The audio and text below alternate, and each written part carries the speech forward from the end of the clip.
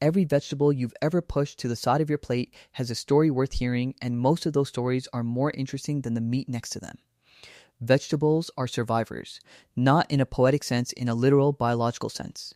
A plant cannot run from a predator, cannot hide, cannot fight back with claws or speed. So over millions of years, plants developed chemistry instead. Bitterness to repel insects, toxins to discourage grazing animals. The vegetables you eat today are a negotiation between what the plant was willing to offer and what humans were stubborn enough to pursue. The potato changed the world in a way that very few foods can claim honestly, before it arrived in Europe from the Andes in the late 1500s.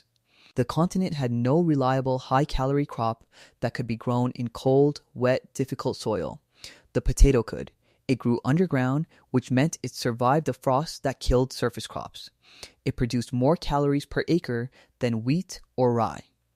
In Ireland, it became so central to the diet of the rural poor that by the early 1800s, roughly a third of the population was subsisting almost entirely on one variety, the lumper eating 6 to 14 pounds of potatoes per day per person, a diet that, combined with milk, actually provided most necessary nutrients. When a water mold called Phytophthora infestans swept through Irish potato crops beginning in 1845, the result was catastrophic. Over 1 million people died of starvation and disease. Another million emigrated in the following years. The Irish population, which had been over 8 million, fell to around 6 million within a decade and kept declining. The Great Famine reshaped the demographics of Ireland, the United States, and the entire Atlantic world because of a single crop failure caused by a pathogen targeting a single vegetable variety. The lesson embedded in that history that monoculture dependence is a civilization-level vulnerability has never stopped being relevant. And yet, here we are, eating mostly russets. The tomato spent almost 200 years being treated like a vegetable that wanted to kill you, which is one of the more embarrassing chapters in European culinary history. When tomatoes arrived in Europe from South America in the 16th century, they were regarded with deep suspicion. They belong to the nightshade family, which includes several genuinely toxic plants, and the wealthy Europeans who first encountered them were eating from pewter plates high in lead, and when they ate acidic tomatoes, the acid leached lead from the plates and people got sick. The tomato got the blame. For roughly 200 years across much of northern Europe, tomatoes were grown purely as ornamental plants. The poor people of Italy and Spain, who ate from wooden plates and had nothing to lose, were meanwhile making sauces and stews with them and discovering that tomatoes were extraordinary. When someone finally published a tomato recipe in 1692 in Naples, it changed everything. Within a century, the tomato had become inseparable from Italian cooking, and within 2 centuries, it had conquered the entire global table. The pewter plate theory remains historical debate, but the central irony stands: the food that defines Italian cuisine. The backbone of pizza and pasta and bruschetta and caprese was avoided by most Europeans for generations because of a tableware problem. The onion is the most underappreciated vegetable in any kitchen, and I will not be negotiating on this. There is almost no savory dish in the world across any culture, any cuisine, any tradition that does not begin with an onion, a shallot, a leek, or some other member of the allium family being softened in fat. The French call it the base. Italian cooking calls it the sofrito. Spanish cooking calls it the sofrito. Louisiana Creole cooking has its holy trinity of onion, celery, and bell pepper. Every culture that has ever cooked anything hot has independently arrived at the same conclusion: you start with an allium and you build from there. The chemistry behind this is straightforward. Raw onions contain sulfur compounds, the same ones that make your eyes water when you cut them, that are sharp, pungent, and aggressive. But when you apply heat, those sulfur compounds break down and transform. The sugars in the onion caramelize. New flavor molecules develop.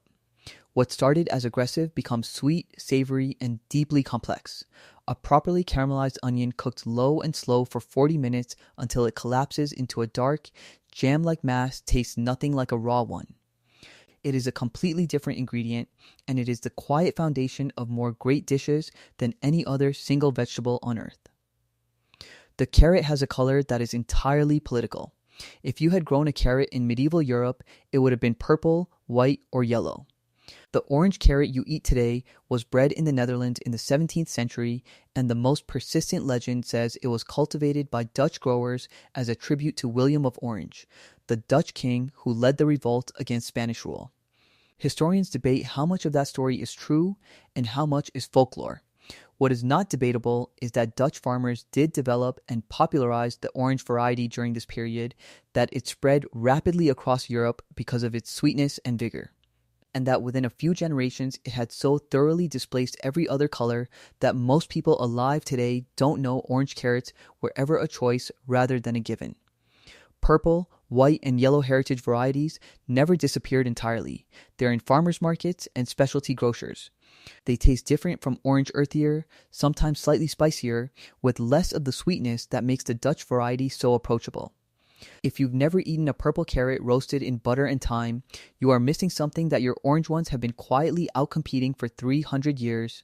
The brassica family contains more important vegetables per square foot of the plant kingdom than anything else broccoli.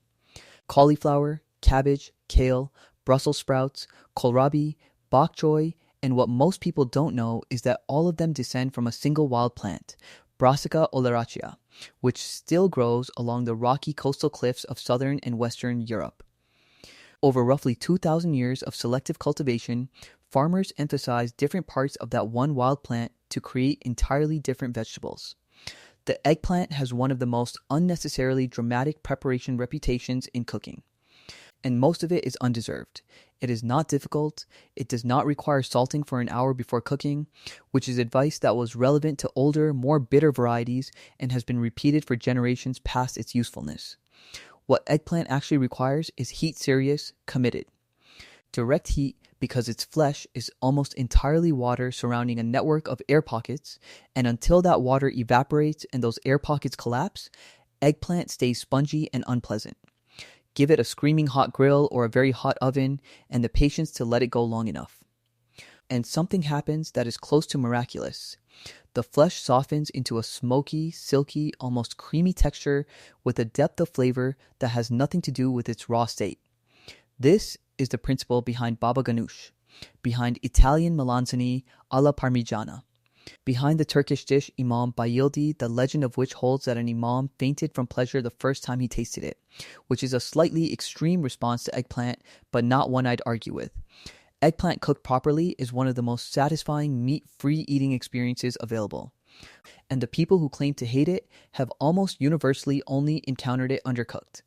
The mushroom is not technically a vegetable, it is a fungus, which belongs to its own biological kingdom entirely separate from plants, and putting it in this conversation is a choice I'm making deliberately.